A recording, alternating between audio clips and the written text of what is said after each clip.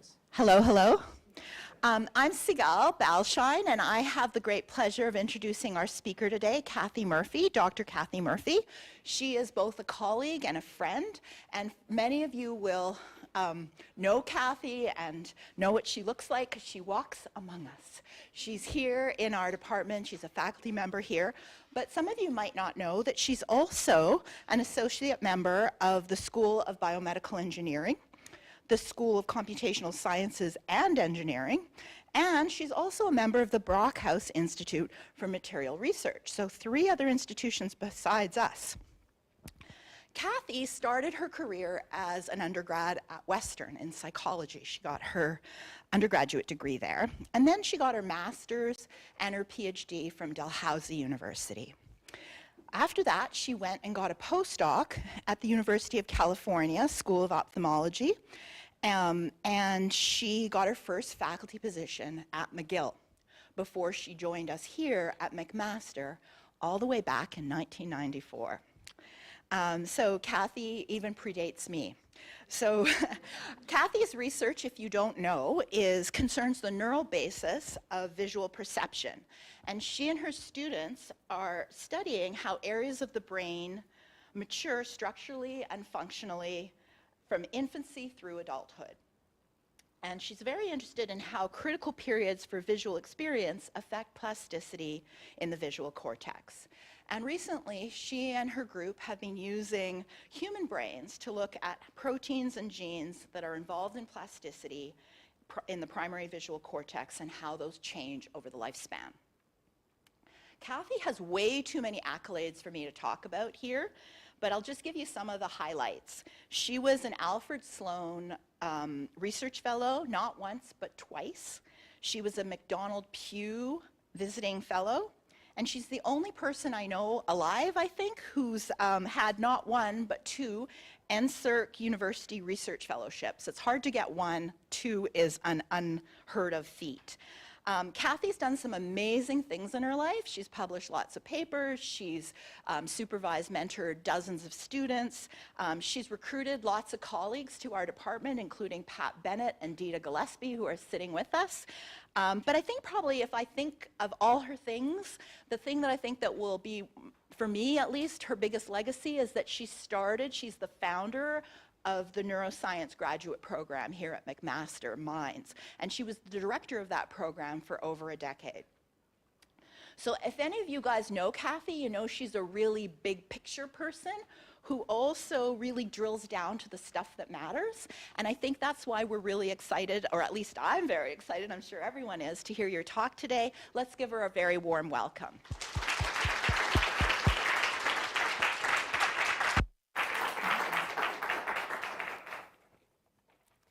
Thanks, Sigal, and can you hear me? Is this guy's working good? Okay. And I apologize that we're starting late. Why it wouldn't connect, I have no idea. I probably should have added that what I'm going to talk about today is just our human work. So I'm going to talk about how human visual cortex grows up, and from a molecular perspective. But I'm starting with a different place here, this video. This is a little more than a dozen years old, this video, the work of Jack Gallant at Berkeley. And he did these really cool studies with fMRI and running movies. So the movie that's running beside there is what the individuals were looking at when they were in the scanner. And I use this video to start my talk, not because I'm going to talk about fMRI, but because I want to remind myself and you that vision activates most of our cortex.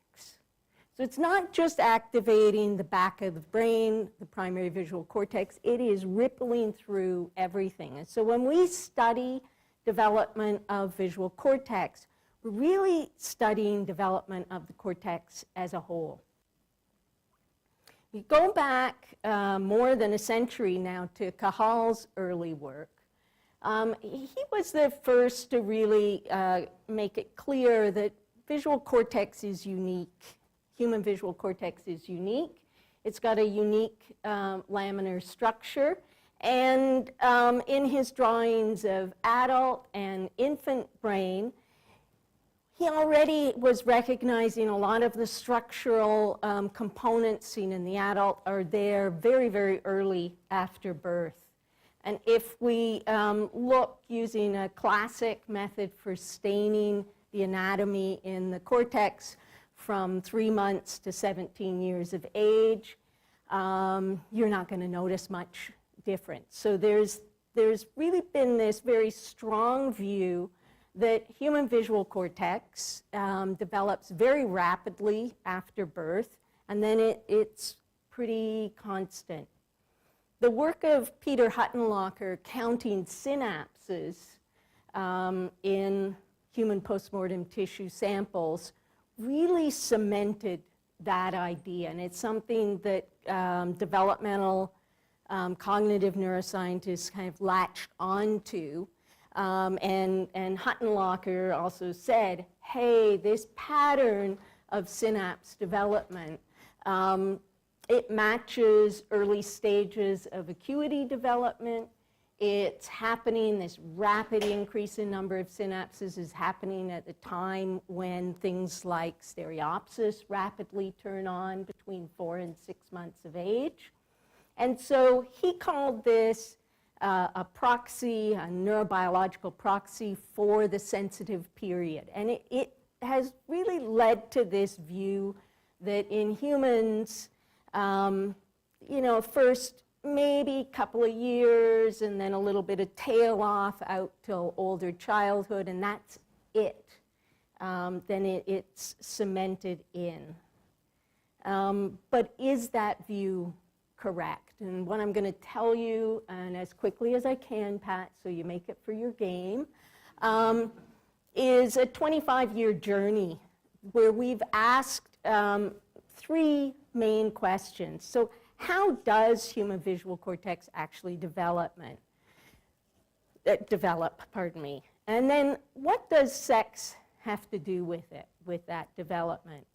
And finally, is there a better way than counting synapses to give us a neurobiological proxy for sensitive periods? Okay, so I just want to start you with what all of you already know, either because you've read the papers or because you have a visual cortex in your head. It is still plastic in the adult. There's a lot of studies that have been done, but I'm showing you some results here from a study that I did with a former PhD student, Kevin Duffy. Actually, Kevin's going to come in the spring to give a talk. Kevin was my first PhD student. Oh, like Katie. Is Katie here? She ran out of town? Okay. And so Kevin was able to get tissue from an individual who'd become monocularly blind in adult. And, oh, there we go, yeah. So in the left column is an activity marker, cytochrome oxidase, and in the right column is a neuronal marker, neurofilament. And all I want you to take away from this is that it's not just activity levels that can change and continue to be plastic, but functional markers, neuronal functional markers, and other functional markers change, right? So we already know Huttenlocher's view, and by the way, those papers have been cited like 5,000 times.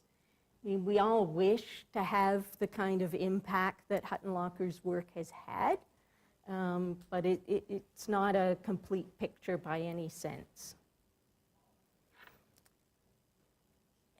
So he counted synapses, but number of synapses isn't really a very good proxy for plasticity. The proteins that make synapses function is a much better approach.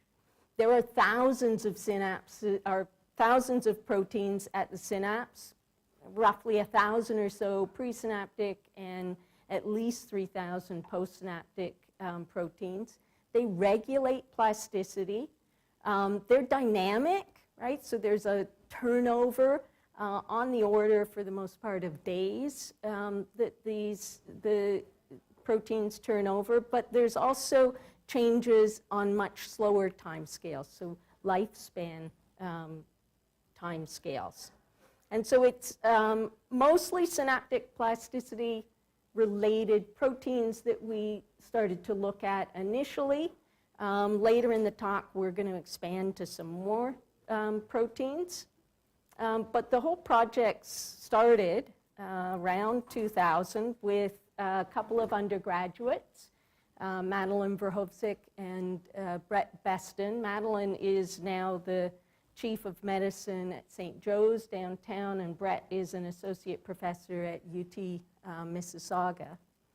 They came into the lab to do a library project, like many undergraduates do, and I sent them to the library to dig out the papers about human cortex development that would show us what these plasticity proteins are doing, how they're changing, because lots of animal studies were coming out that were laying out, here's the mechanisms that are regulating experience-dependent plasticity.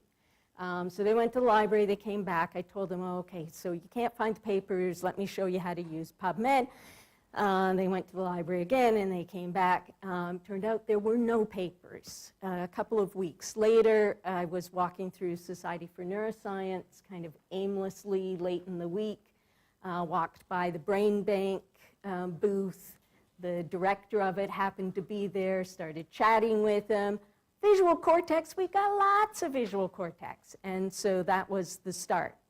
We started with a collection of human postmortem tissue samples spanning from 20 days of age to 8 years of age, because of course at that time I totally bought into Hutton Locker and expected all the molecular changes to be happening in the first year, maybe 2 of life. We had to expand out to 80 years, and you'll see why. So in the first study that we published in 2005, which was using just that first set of tissue, where are we? So on the top, this is showing development for an excitatory set of receptor proteins, and on the bottom, an inhibitory set of receptor proteins. And what I want you to note is the bins are in ages, not months. So for the excitatory, maybe we were starting to capture the development, but really a couple of years beyond what we had predicted. And for the inhibitory, we're just barely getting liftoff in the developmental trajectories for those. So, so we had to change our approach. We had to expand our library dramatically to try to actually capture what development was going on. We also had to develop some new techniques so that we had very reliable quantification of these proteins. And over about a 10-year period of research, we were able to quantify around 24 synaptic proteins. This represents 5 PhDs worth of research. Kate is now the scientific director at the Krembil Foundation. Josh is president of Pneumora Inc. It's a biotech company. Caitlin is a program specialist at OBI. Justin is account director at BenchSci, an AI pharma biotech company, and Simon's a neurologist. They worked extremely hard to do all of this work, and I'm going to summarize it in one slide. So here is the summary. Leanne, my current one of my current PhD students and I put together in a recent review to capture what's going on with all of these synaptic proteins. So this is certainly not every protein involved in experience-dependent plasticity, but these are most of the classic markers that the animal studies have looked at. And what you can see is it is a cascading wave of expression across the lifespan. So really, you could think of human visual cortex at this level as constantly changing across the lifespan. And I just want to draw your attention at the bottom. The balances at the bottom here, these two are the same ones that I showed you before. And you could see the magenta color is immature, the green color is what we consider mature. This is a very long process. It's a slow process across the lifespan.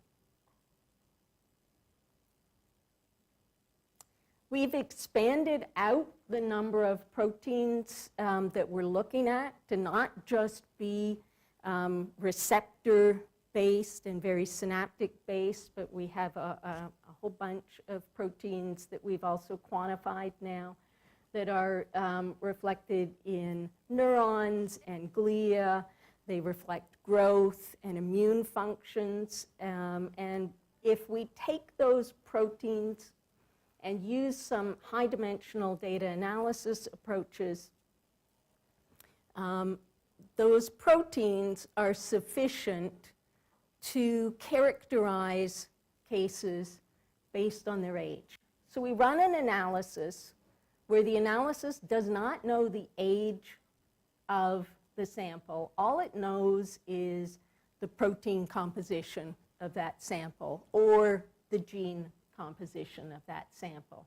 And that information is sufficient to place that sample in a cluster that then moves across the lifespan. So simply looking at the molecular markers is sufficient to define stages of brain development.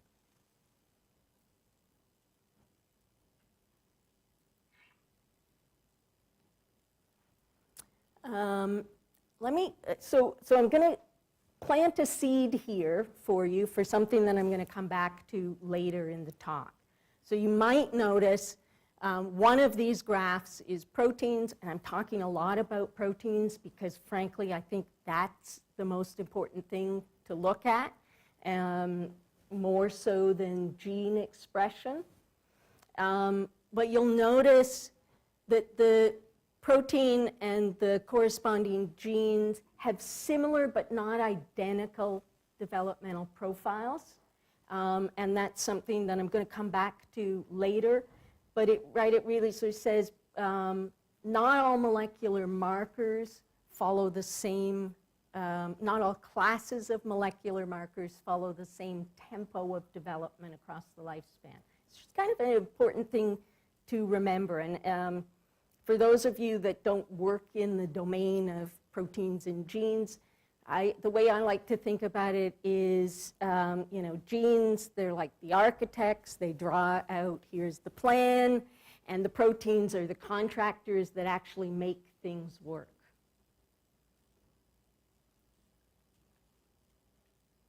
Okay, so up till now, what I've addressed is how does human visual cortex develop? So it develops in waves. These waves go across the lifespan. And those molecular markers can be used to identify stages of development, right? But does sex matter? And, full disclosure, we are now studying sex differences in the lab, not because we set out to study them, but because we stumbled on it.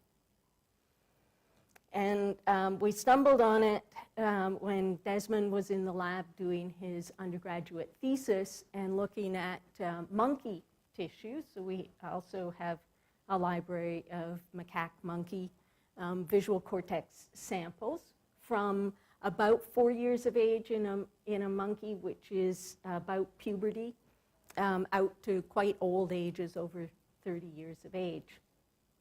And so he ran a cluster analysis, again, taking the protein data, pumping it into a high-dimensional clustering algorithm. And it gave him 4 clusters. And you can see there is an age progression in these clusters. But there's these 2 clusters here that essentially are covering the same age. And it was quite puzzling until we looked at what sex were in those 2 clusters.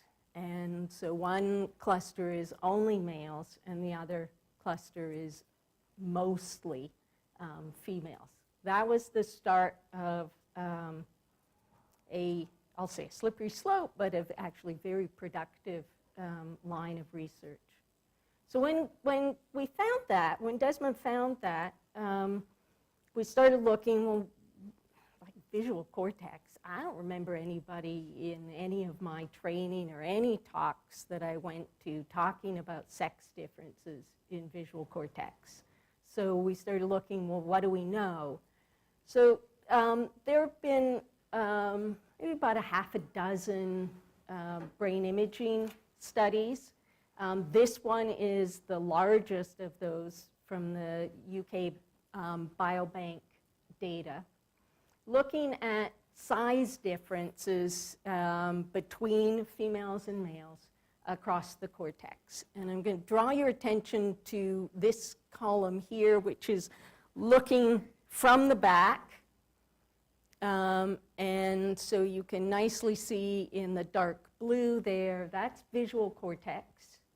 And the way that they have presented these data, red means that females had larger area, and blue means that males had larger area. So it turns out that males have a larger visual cortex, and that's true even after you account for body size of individuals. So it's quite robust. It's also found in animal models as well. But this study has about 40,000 participants in it. And it needed that many to have sufficient effect size to see these differences. When you're working with human postmortem tissue, there is no study that's going to have 40,000 participants in it.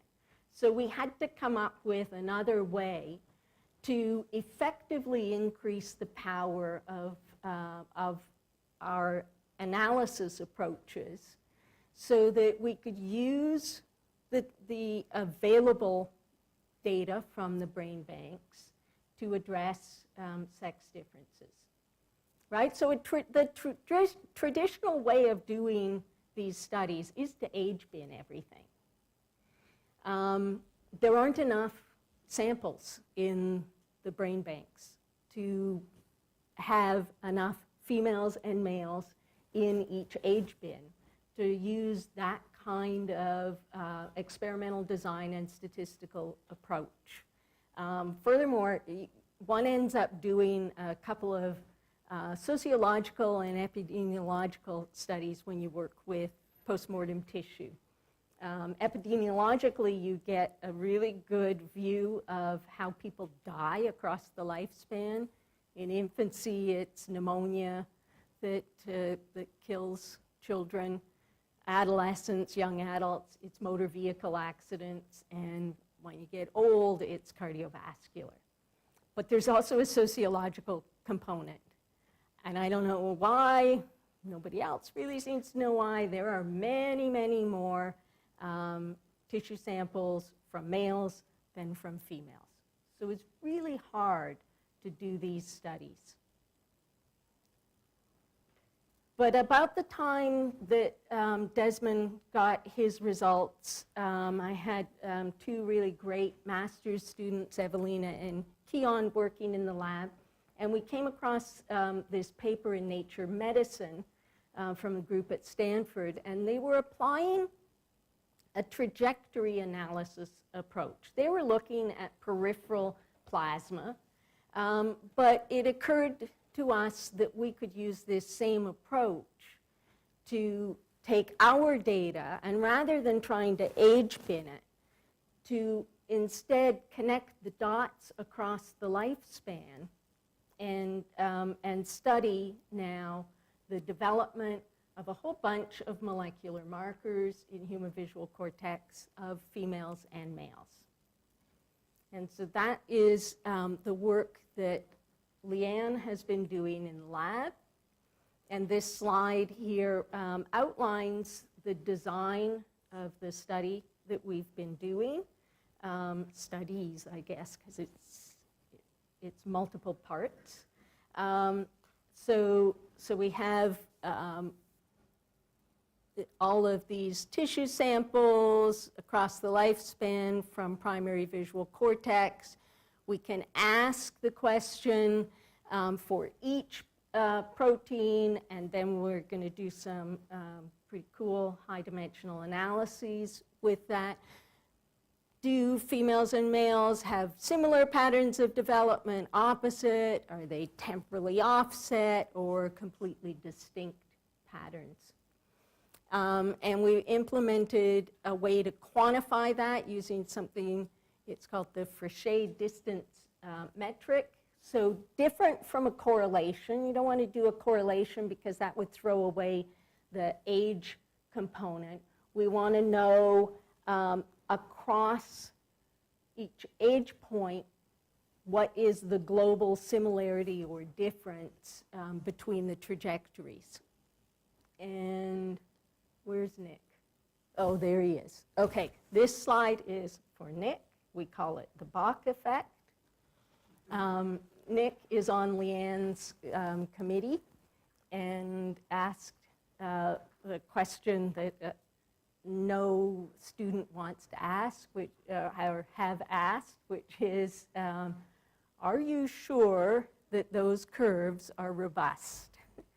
And so Leanne went and did a very extensive simulation to validate that, you know, if you throw out one case, that the sex difference doesn't disappear, right? So she did an extensive leave one out simulation, 10,000 iterations, fit the curves each time, calculated the Frichet distance between the female and male curves, rinse and repeat.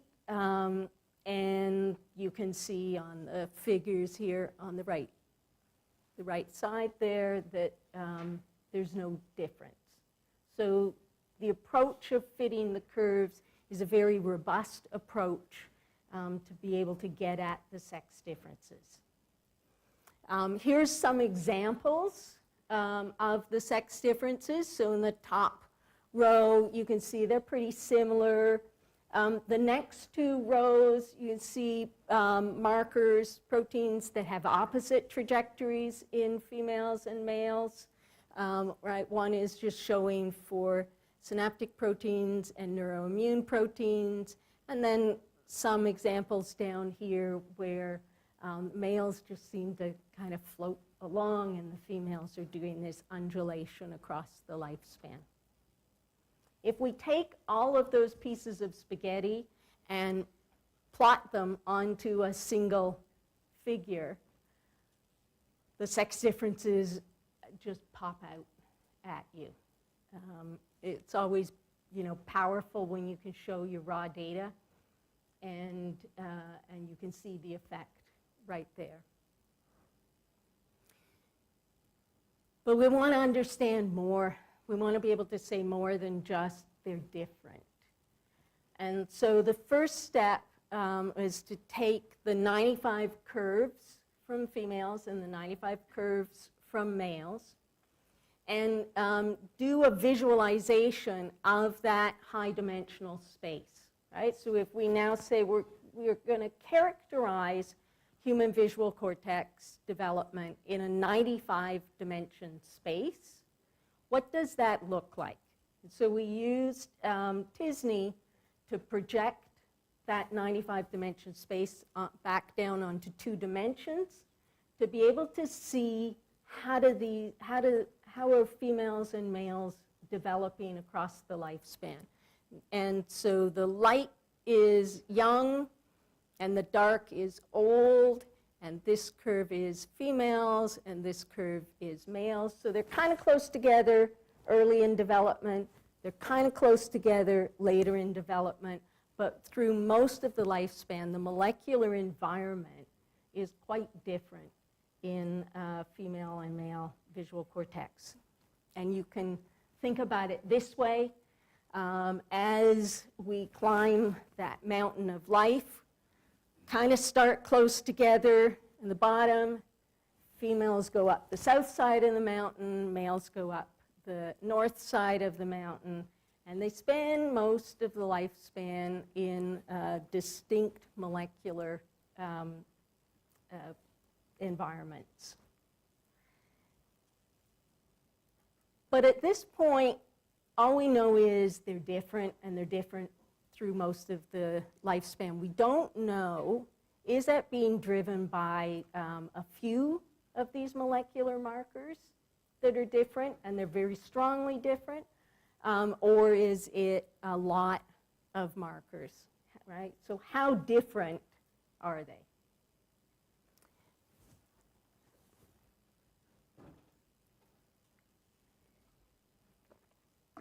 So now we can take all of those pieces of spaghetti, and we want to partition them into clusters that capture the trajectory. Okay? So we want to ask first, how many developmental trajectories are there? And there are 7 with this data set. And then we can look inside each of those trajectory clusters and say, who lives in there? What proteins are represented by those trajectories, and which sexes are represented by those trajectories?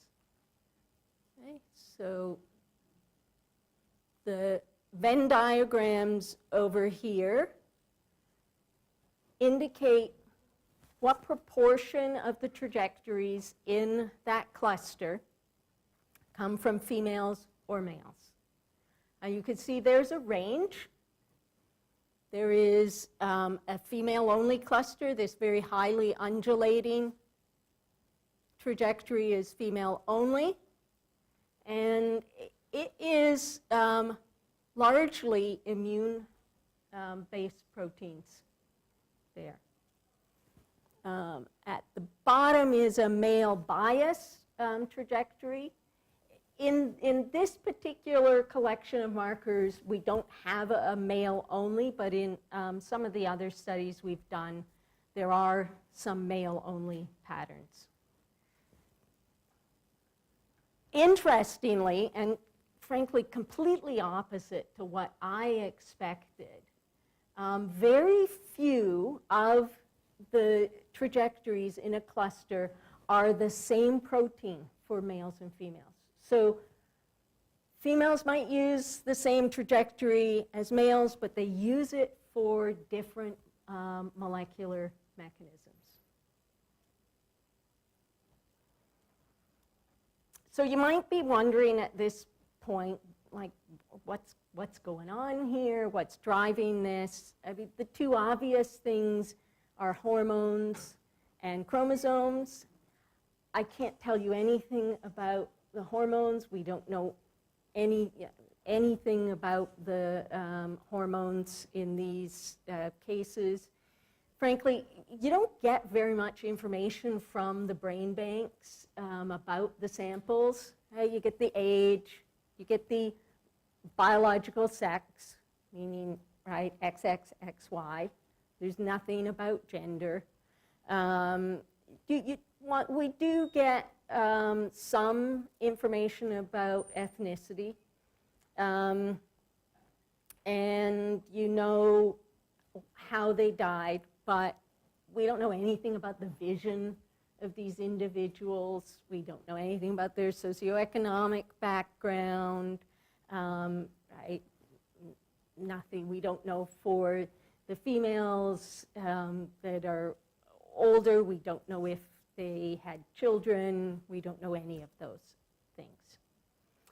But we can look at the chromosome. So we took all of the trajectories and mapped back onto the chromosome, where do those markers come from? First, to check that it's not simply being driven by the sex chromosomes. And so the first thing that you can see is there is a lot of dispersion across the chromosome. In fact, if we quantify that, many of them, so I've marked them with the black star there, are highly dispersed with the Shannon coefficient. There are some of the trajectories that are slightly more biased towards a chromosome, but really only slightly. So these sex differences are not simply something from how many of the proteins come from genes on the X chromosome.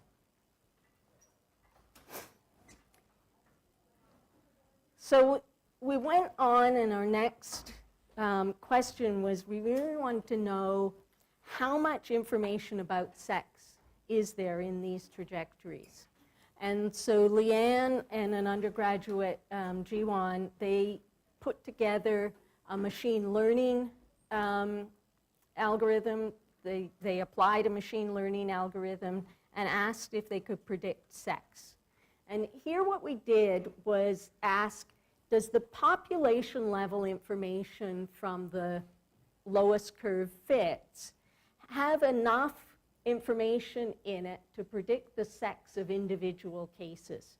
So the random forest model was trained on the lowest curves and then tested with predicting the sex of the individual cases. And it does extremely well. So it does a little bit better for protein with 83% accuracy than for the gene expression with 66% accuracy, but this is incredibly high accuracy, that just those lowest curves is sufficient to then be able to predict the sex of individual cases from their protein expression. We can also look at how those sex differences emerge across the lifespan by calculating differential. When do females express a particular protein higher? When do males express a particular protein higher? So the magenta is when females are expressing the protein more so, and the green is when the males are expressing it more so. The histogram at the bottom just adds up across all these age windows. And you can see females have high protein expression in childhood, much higher protein expression than males. And the males then have this kind of build up through late childhood and adolescence when they have an increase in the protein expression. These different patterns here were clustered. So there's little icons here so you could see, right, like this one here, very highly undulating female, and the males aren't changing very much. So in childhood, females have this much higher expression, and then because the females undulate down, the males end up with relatively higher protein expression in adolescence. And we can look at all of these patterns and do a disease association analysis to see the markers, the molecular markers that are in each of those different developmental clusters, what diseases are they associated with? And so they're associated with a range of diseases. The ones that I've highlighted in red here, I highlighted because there is a greater prevalence of those disorders in individuals with amblyopia or lazy eye. And just as a kind of little side here, so mental health and amblyopia, so it's well known that individuals that grow up with amblyopia have a higher prevalence of mental health disorders. It's typically explained because, oh, they had to wear a patch when they were a kid, and so they got bullied because of that, and that's what has led to these higher rates of anxiety. If you've been reading through some of the quotes that I have on here from papers, some of them are pretty kind of scary, right? So males with intermittent exotropia, which is the eye turning out, have significantly greater number of psychiatric diagnoses and morbidities than their controls, including significant increases in the number of emergency department visits. Those are for mental health visits, hospitalizations, and suicide attempts. And there are sex differences in that, especially in anxiety. Social anxiety is more prevalent in male amblyopes. Separation anxiety is more prevalent in male amblyopes, and social anxiety in females. And I think maybe it's time for the amblyopia people to update what might be causing these mental health issues, to think a little bit about the biology. Think back to the video I showed you right at the very beginning and how powerful vision is in rippling across the cortex. We know from animal studies that early monocular deprivation doesn't just change visual cortex, it changes the entire cortex in the animals. And so I think that there's certainly the possibility of biological basis for the links between mental health and amblyopia. Okay, so what does sex have to do with visual cortex development? A lot. There are robust sex and age-related molecular patterns in development of human visual cortex. In the last couple of minutes, I'm going to tell you about what we've been doing recently to try and come up with a better way to capture sensitive periods, or a neurobiological correlate for sensitive periods. And this comes from thinking about the Nobel Prize winning work from Eric Kandel, that long-term plasticity, so changes, synaptic changes that last for a long time, require protein synthesis. And in the figure here, I've just tried to show you for a classic Hebbian kind of long-term potentiation that as you go from before to after potentiation, right, there's lots more receptors in the synapse. There's lots of scaffolding proteins in there. There's spine motility happens, metabolic changes, cytoskeleton changes, lots of other changes. They all require proteins, okay?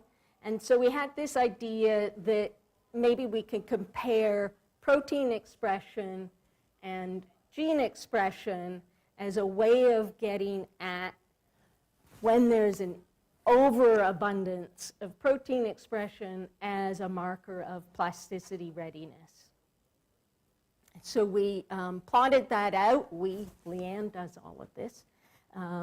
Leanne plotted that out for females and for males. You can see a dramatically different pattern between females and males. So females have this black, which is the protein high period in childhood, and then they have a gene high period in adolescence, where the males kind of have a similar pattern of how many proteins are higher than their corresponding gene, how many genes are higher than their corresponding protein across the lifespan. One comment that Leanne made when she showed me this graph was, I wonder if this protein high in childhood reflects the something that autism researchers talk about of the female protective effect. And certainly it could, if you think about having an abundance of protein, actually could provide a resiliency to any kind of abnormal changes in experience, because there's enough protein there to then buffer from synaptic changes going on.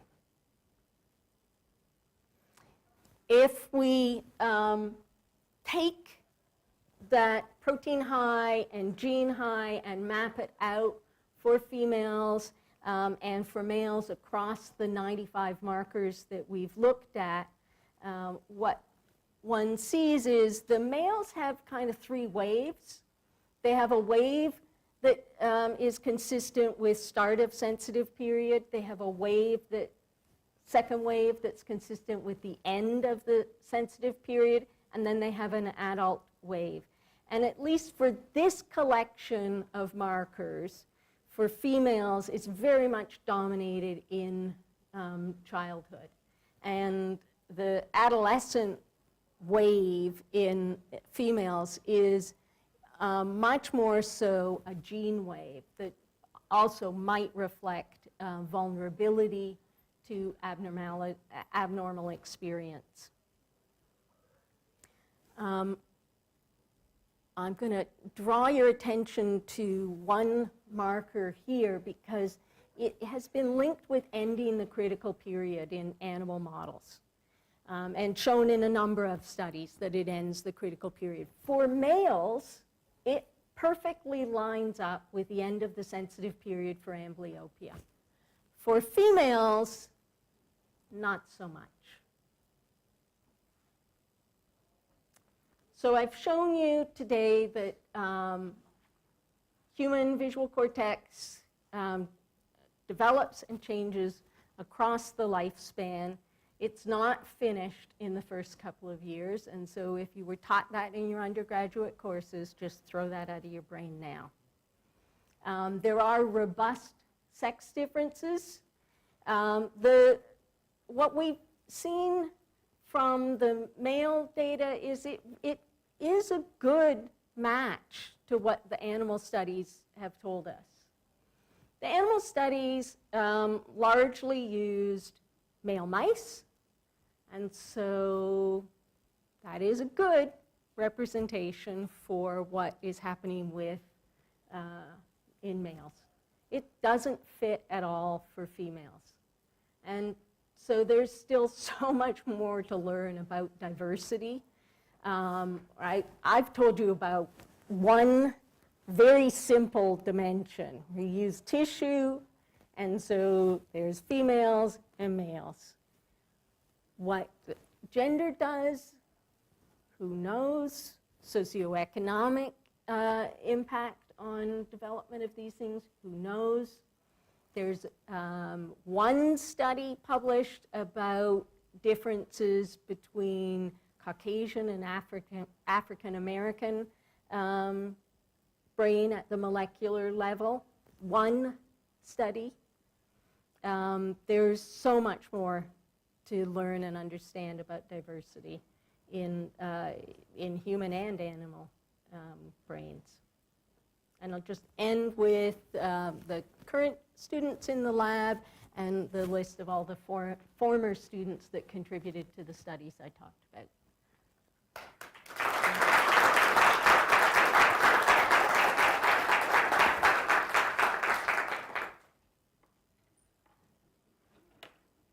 Pat? I have a question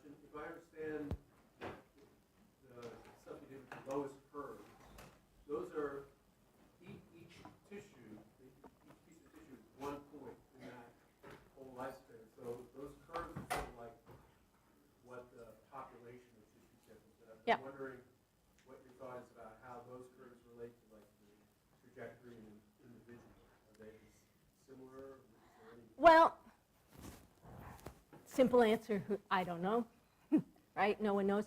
So I would say the fact that the machine learning work could predict the sex of the individual cases says that it's probably a pretty good representation for individuals, right? But I also think that those curves represent a normative development, and deviations off of them could be very informative for understanding the neurobiological basis of lots of disorders. Just to follow it, I think you're right with that. The fact that you can predict individual cases, but you were, I can't remember, 70% correct or something like that? 80, I'm just 83. wondering if you did a simulation where you took your data, but then you introduced jitter and sort of like hit some parameters of those curves to sort of model variation across individuals. Can that explain, would that be able to explain why you're not 100% correct? You know what I mean? Like, to what extent would just a little bit of variation across individual samples Yeah. account for why you're not perfect? I don't know, but good idea. Yeah. Gabriel had his hand up. Might sound very naive, so it's very new piece of information to me about tissue and the protein. So I just keep wondering, so is where tissue coming from? Is it primary visual cortex or high level or mid level? Yeah, so everything that I've talked about today is from primary visual cortex. We get the samples from the posterior pole, so it's representing central vision. And we try to take our tissue pieces off of that to be consistent. Right. So do you have any knowledge, say, if we progress to high level visual cortices, and whether the same, for example, what you have found consistently shown, sex For sex differences? Yeah. Will be consistent Yeah. across progressive to high level. Yeah. So not so much for the protein work, because it's quite challenging to do the protein work, but with the genes, transcriptomic. So we've looked across the whole brain. The cortex has robust sex differences. Subcortical, not as much. But yeah, in the cortex, there are very robust sex differences. That means what you found in the primary visual cortex is quite representative in Yeah. terms of sex differences. Yeah, timing-wise and some of the trajectories, there are differences. If we take the whole cortex and cluster it, we get a couple of groups, but that are basically, right, a frontal group, a temporal parietal group. But the sex differences are just as robust. Sigal. My question was really Gabriel's question, but I just sort of want to express it again so I really make sure I understand what you've just said to him. I think what you're saying is that your results are representative of other parts of the brain, not just visual cortex, but other parts of the Yeah. brain.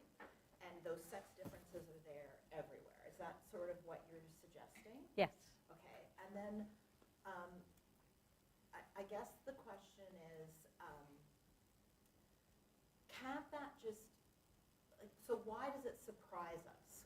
Like, you know, we know that there are big sex differences. Why does it surprise us? Yeah, good question. Okay. But, right, but all that, did anybody ever talk about sex differences, Pat, not really? Just a couple of things during infancy. Yeah, not much. Dita? No? Yeah, right. Like, it just, and especially for visual cortex, let's say, Yeah. well, what does that have to do with reproduction? Yeah. So then that connects me to my next question, which is that you showed this kind of pattern where males are more likely I forget what it was, social Anxiety. Yeah, anxiety. different or, anxiety. Or Yep. females. There were sex differences in the kinds of social disorders that you see. And I guess I wanted to, and you kind of were trying to connect it to vision, because you were saying this is for people who have lazy eye. But if those are just patterns, wouldn't those patterns exist regardless of whether you looked at a sample of people who had lazy eye or not? Like, wouldn't those same patterns exist? No, right. So individuals with lazy eye have a much higher proportion of those disorders than others. Okay, but the patterns we see in there is generally true, no matter what, with or without. No, I don't think so. Okay, I'm not certain, but I don't think so. thank you. Katrina? Thank you so much. So many questions, but I'm just going to ask one. But before I start, I would like to encourage some of the students in here to ask questions. Yeah. My first question, well, my one question is, you have 98 proteins. 95. 95. And We're hoping to do 11,000, but Okay. right now we have 95. I didn't even need to ask a question. But anyway, I gathered from your data that there were synaptic and inflammatory. Yeah, so we started focusing on the synaptic mechanisms, right? And then as neuroimmune has become so important in sculpting circuits, we expanded because we could run a high density array to get those proteins. Yeah, so then do some of the synaptic genes include presynaptic Yep. genes? And then that just made me wonder, like, how do you fit in the circuit, sex differences and circuit projections and yeah. Oh, that's a good question. You know what? We've not done that, to like take those results and map them onto a circuit. I don't even know if that's possible. Or Well, on a cartoon, right? We can do it on a cartoon. Yeah, we haven't done that. But well, you were at Catherine Woolley's talk, so right, you know that other people looking in animal models where you have many more tools at hand that you could use, right?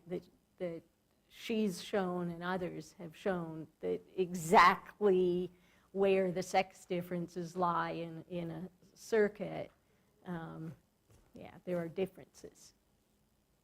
Yeah. Hey, yes, Aisha. Thank you for a great talk. I'm wondering if there have been any conversations around the menopausal years where there's an expected change in receptor density as well as the ways in which the brain is functioning, and whether you've been able to pull out anything right now that speaks to that transition. Yeah, no, nothing. The big effects that we've seen with this collection of markers, right? Like, so full disclosure, this isn't anywhere near all the proteins that are there, right? This is a large but very small set. The big changes are happening in childhood, you know, up to adolescence, and then it pretty much slows down, and then there's a little bit happening later. So when we expand, hopefully, to the 11,000 proteins, we may very well have then biological processes in that, represented in that, where something in adulthood will come out. But we don't see anything with what we have. Ben, you had your hand up. Yeah, I was wondering if you had thoughts about like behavioral implications think that visual development trajectories are not just that. You know, we have sensitive periods in the first couple months or years, and then everybody's the same afterwards. And you think there's changes across the lifespan and just sex differences. I'm wondering, do you think it might now possibly matter more that a vast majority of our experiments on low-level vision and simple visual tasks are used a majority of 18-year-old, 19-year-old female participants, and Probably. there might be sex differences that we Yeah, probably. perhaps thought I, certainly, certainly it's going to be the case that even if the behavioral measures can't dissociate between females and males, that the underlying neurobiology is different. And so that's going to have huge implications for any kind of treatment, for example, right, for amblyopia. Things that have been developed in animal models might work very well for males and not very well for females, right? So it also is just kind of this reminder of, depending on how you analyze the system, you need to be careful if you're then going to infer what's going on below there, because it may or may not be the same.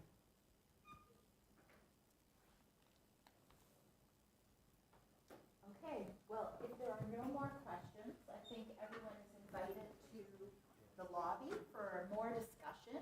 And I really want to encourage the students in the audience to put up your hand and ask. There really are no silly questions. Sometimes you feel your heart beating when you ask a question, but it's really a great way to create community here, and where it's a safe place. We all want to hear your No, questions. you always feel your heart beating when you're